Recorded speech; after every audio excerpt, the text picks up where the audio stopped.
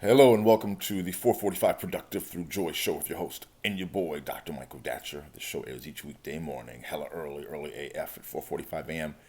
here on YouTube's Michael Datcher channel, and 4:45 p.m. on Facebook Live. Today, we're talking about a really interesting topic. It's divinity, or really more specifically, rising to one's divinity, rising to one's highest level of perfection, and how that will impact one's productivity.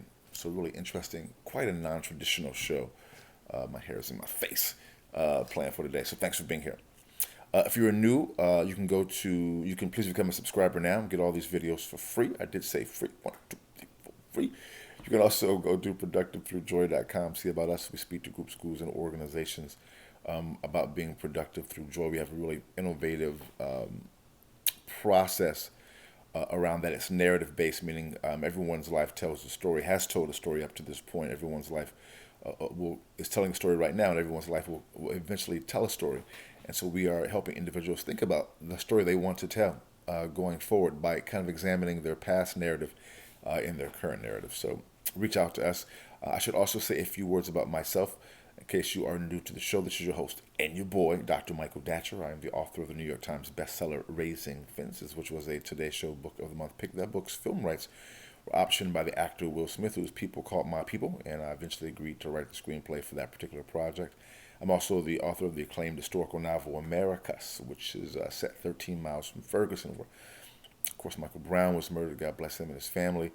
And that book interrogates the intersection of really race, family, and violence in the American family. Really powerful book. That book just came out April 2018 on Iconic Third World Press. October 18th, October 2018, so just a few months ago. I'm on the book tour still for that book. And then for my brand new book, I'm busy. My mind is busy. I think Drake said that first. My new book called Animating Black and Brown Liberation, A Theory of American Literatures, which is a book that really examines the intersection of literature and activism. Can novels, plays, and at times poems, which feature activists as artists, artists feature activists as protagonists, teach us something, offer insight offer best practices even about how we can be more effective activists in the world. That book's really interesting. It also really looks at presents a new technology, a new way to evaluate, to adjudicate literature, to determine the relative wealth of, well, not wealth, but the relative greatness of literature vis-a-vis the kind of old model of universal standards. So that book's great. Look for me. I'm on tour for that as well. So I'll be at the Brattleboro Book Festival in Vermont. I'll be at the Kentucky Literary Festival in Lexington, Kentucky. I'll be here in California at the Pasadena Lit Fest. I'll be at the Leimert Park Book Fair. So let's look for me certainly via social media and in mainstream media as well. If you see me, holla at me. All right. Again, today I should also say that I am the board president of the World Stage, a literary and jazz venue. It's a 501c3 nonprofit here in California. My educational background is UC Berkeley as an undergrad, my master's from UCLA, and my PhD in English literature from the University of California at Riverside.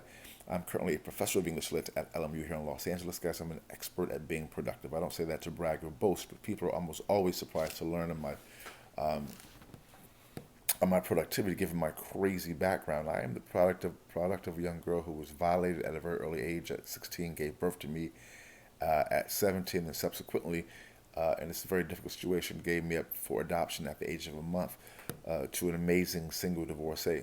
So at the time, no biological father, no adopted father, just difficult times for the super young MD, yet as Cool Modi famously said, how you like me now? If I can be this productive and be so through joy, we know that many people can also be similarly productive, and that in many ways what inspired the show, inspires our business. We listen. We want to help people help themselves, and when people like us can have success, it's really a beautiful thing. So thanks for being here. All right, guys. Let's dive into the show. So today, guys, we're talking about divinity, right? And at times, people try to shy away, at times for good reason, for talking about kind of spiritual issues as they relate to business, because they don't want to alienate future clientele. But let me just say this: in the broadest possible sense, we are encouraging people to work on their what we call their inner game, right? Their spiritual game, whatever belief system you have, but you want to make that a priority, right? I'm as a layperson who's interested in spirituality. I've read many of the classic major spiritual texts, and I can the Quran, the Bible, the Bhagavad Gita, many of the major texts, but also ancient Kemetic or Egyptian work, the Book of Breathings. I mean, I can kind of go on.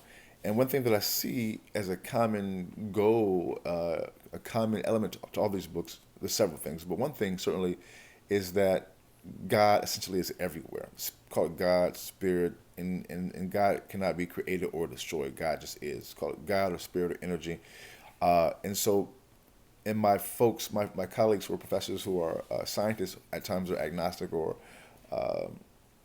atheists, but they do know that energy is real, and they, of course, speak of energy the way that I personally speak about God or Spirit. That energy can't be created or destroyed. Energy just is. Energy just changes forms, takes different forms, right? So the way that we talk about God, the way I talk about God, is how they talk about energy. It's the same thing, but they don't really want to hear that, but which is okay. And so what I'm saying is that whatever your particular belief system is, you just want to make that a part of your life in a significant way. You want to prioritize it. That's point one. You want to prioritize your inner work. Point two is that as you begin to prioritize your inner work, you want to do it in a way that becomes an actual lifestyle. That you're not just doing it like to check off a mark, which can happen once you kind of get into a ritualized way of doing things, certainly. But you want to make it a thing that is like a thing that you love to do in your lifestyle. People like to go boating. I like to play basketball, for example. I love to play basketball. I mean, I have lots of fun basketball, crazy stories doing, from early on things I would do just to go play ball. But when you make the development of your divinity a fun, interesting thing, I mean, an exciting thing.